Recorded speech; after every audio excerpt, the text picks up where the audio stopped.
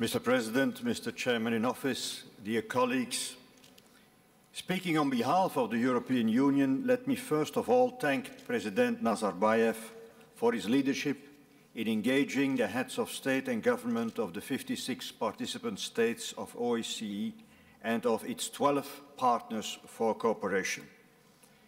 It is special to have a first summit in Central Asia.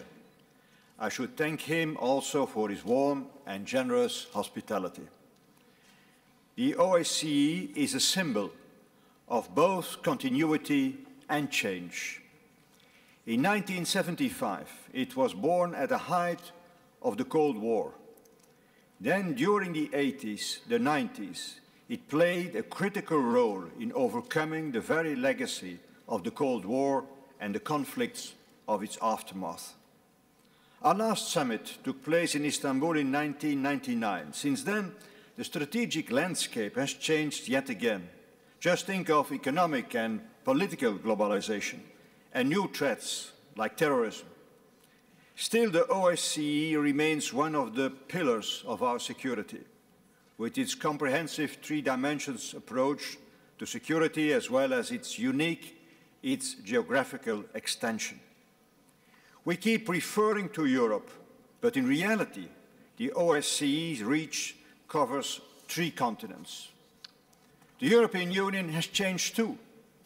The numbers of our member states has doubled, comprising now half of the OSCE membership. Our integration has deepened, and more than ever before, we deliver a single message. Our commitment to the founding values and principles of this organization has not changed. It remains as solid as ever. The European Union contributes more than 2/3 of the budget. Today, I feel the privilege of speaking on behalf of the Union's 27 member states, particularly so as we celebrate the first anniversary of the entry into force of the Lisbon Treaty on this very day. At this summit, we have an opportunity to go beyond simply underlining the successes of the past and reconfirming our commitments and values. We have a chance to set the vision of the OSCE's future.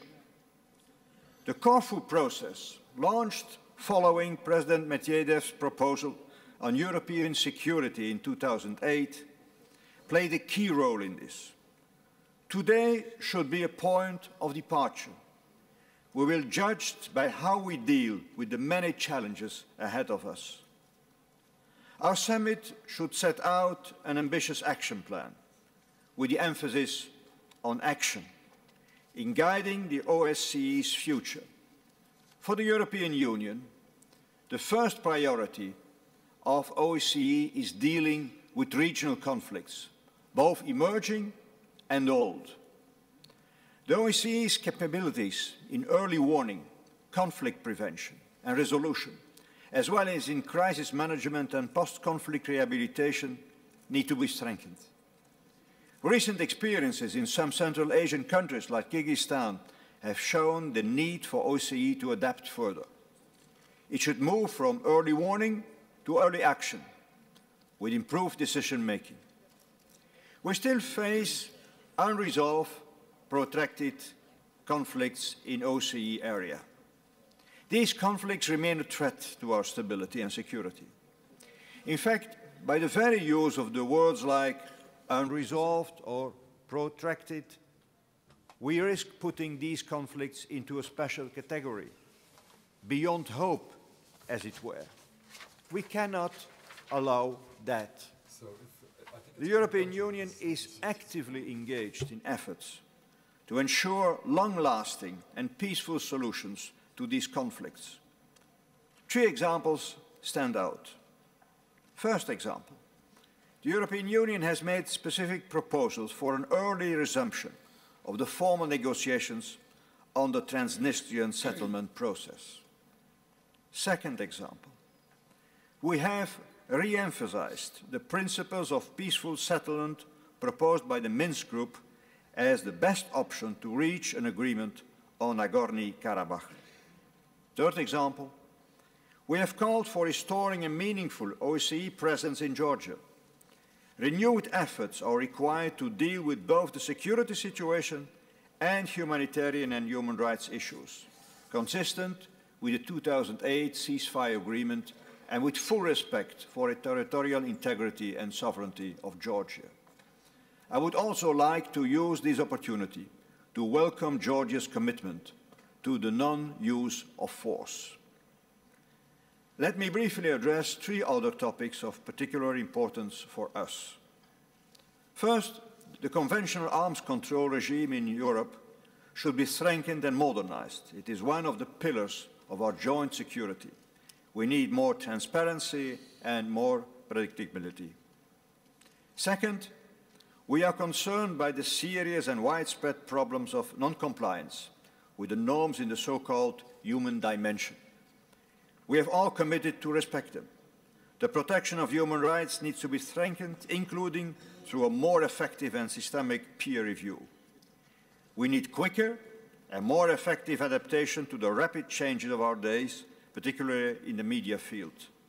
There is no security without freedom.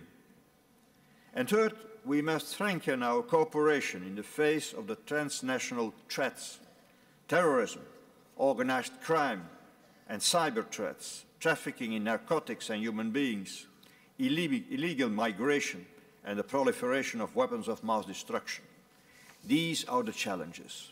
The European Union has made specific proposals to give the OSCE a stronger role in this field. Mr. President, Mr. Chairman, dear colleagues, the European Union has worked hard to ensure the success of this summit, and we are glad others have engaged as well. For the European Union, our joint long-term vision is clear: a Euro-Atlantic and Euro-Asian security community where the use of force has become unthinkable and where common interests prevail. This is an ambitious goal, but the European Union itself is a living proof of this possibility. The European Union's 27 member states and institutions stand ready to do their part. I should like to thank once again the Kazakh chairmanship in office and President Nazarbayev for organizing this summit and for its efforts throughout 2010. I'm confident that the incoming Lithuanian chairmanship can build on this foundation. Thank you.